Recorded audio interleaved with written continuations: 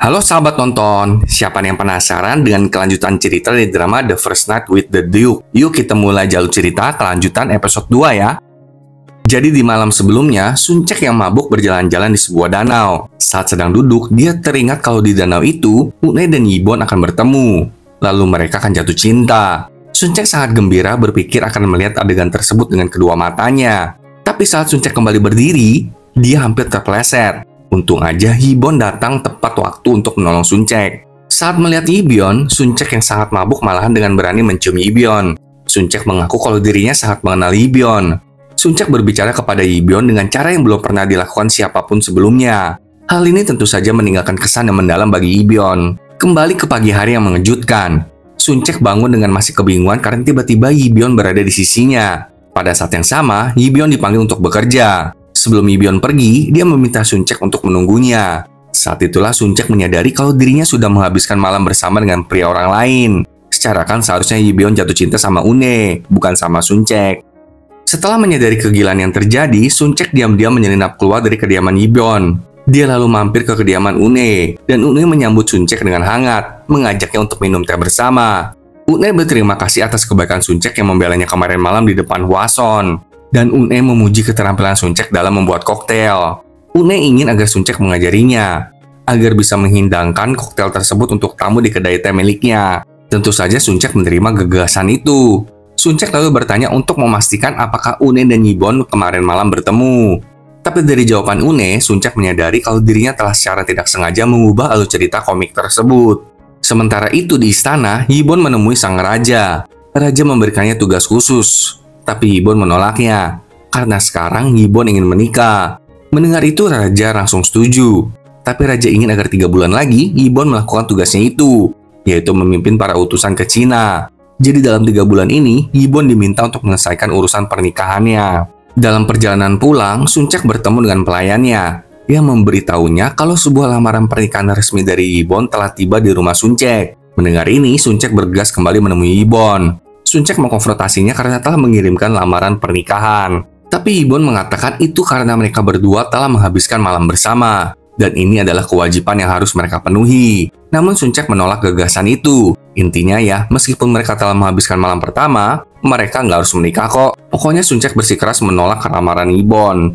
Yibon yang mendengar penolakan dari Sun Cek langsung memperingatkan Sun Cek tentang konsekuensinya. Yibon mengatakan kalau Sun Cek menolaknya, maka Sun Cek akan dianggap sebagai pengkhianat. Hal ini akan berdampak untuk seluruh keluarga Sun Cek. Mereka akan kehilangan gelar bangsawan dan kedudukan di pemerintahan. Bahkan keluarga Sun Cek akan dihukum selama 3 generasi keturunannya. Karena diancam begitu, Sun Cek pun mulai menyusun strategi. Sun Cek mengatakan kalau dirinya sendiri yang akan memberitahu keluarganya tentang pernikahannya. Yibon menyetujuinya dan memberi Sun Cek waktu 3 hari. Kalau dalam 3 hari Yibon belum mendengar kabar dari keluarga Sun Cek, Yibon akan mengirimkan lamaran pernikahan lagi kepada keluarganya Sun Cek. Di rumah, Sun Cek meminta pelayannya untuk mengemas pakaian mereka, karena Sun Cek berencana untuk kabur aja dari Yibon. Tapi pelayan Sun Cek mengingatkan Sun Cek bahwa sangat mudah bagi Yibon untuk mencari mereka. Pada saat yang sama, Hwason mendatangi Sun Cek dan mengajaknya berbicara. Hwason menanyai Sun Cek tentang gosip yang sedang beredar, di mana Sun Cek telah bermalam bersama dengan Yibon.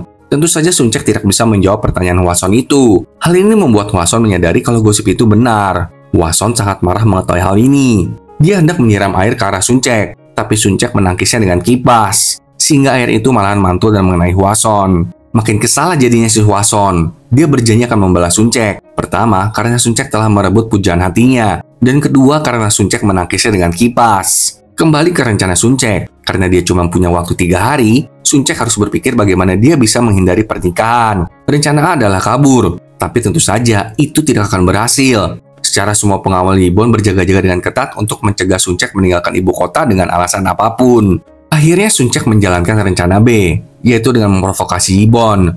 Sun Cek sengaja berdandan kotor, dekil dan bau. Dia bahkan menggali kentang untuk langsung dimakan. Hal ini Sun Cek lakukan agar Yibon ilfil sama dia, lalu membatalkan pernikahan mereka. Tapi Yibon tidak tergoyahkan, dia malah memuji Sun Cek karena Sun Cek bisa menjadi contoh putri bangsawan yang baik. Karena gagal lagi, Sun Cek pun melakukan rencana C, yaitu menjadi seorang putri bangsawan yang sombong dan hidup mewah. Sun Cek berulah di depan semua orang, mengatakan kata-kata yang kasar dan tidak sopan. Sun Cek bahkan bekerja sama dengan pelayannya, dan memperlakukan pelayannya dengan semena-mena di hadapan semua orang. Pada saat itulah Yibon ada di sana dan menyaksikan semua perbuatan Suncek. Namun sekali lagi, Yibon memaklumi Suncek, mengatakan kalau Suncek harus berpenampilan seperti itu jika ingin setara dengannya. Tentu saja Suncek merasa kesal karena si Yibon ini susah banget ditembus. Tapi Suncek gak kenal lelah, dia terus melanjutkan rencana D. Jadi malam itu Suncek mendatangi Yibon. Dia memberikan hasil ramalan tentang kecocokan mereka. Intinya kalau mereka berdua menikah, Yibon ditakdirkan akan mati muda. Namun Yibon mengatakan kalau dia nggak masalah mati muda. Yang penting dia sudah menjalani hidupnya dengan benar. Suncek berkata, tapi aku akan jadi janda. Yibon menegaskan kalaupun Suncek akan menjadi janda, Suncek tetap akan hidup dengan tenang. Karena seluruh harta Yibon akan diberikan untuk Suncek. Dengan syarat, Suncek tidak boleh menikah lagi.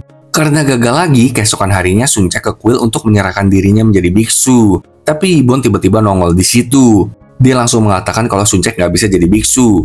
Karena dia suka minum. Suncek dan keluarganya bahkan makan daging setiap hari. Nggak sampai di sana, Yibon juga mengatakan kalau Suncek sudah melakukan malam pertamanya. Hal ini tentu saja membuat Suncek menjadi sangat frustasi. Rencana apapun yang diperbuatnya selalu berujung kepada kegagalan. Malam itu dengan penuh putus asa, Suncek akhirnya memutuskan untuk kabur dari ibu kota dengan menggunakan jalur hutan. Tapi di sana Suncek bertemu dengan dua pria pencuri. Saat keadaan mulai memburuk, Sugyeom dengan dramatis muncul di sana dan menolong Suncek dari kedua pencuri itu. Suncek langsung tertarik dengan Sugyeom.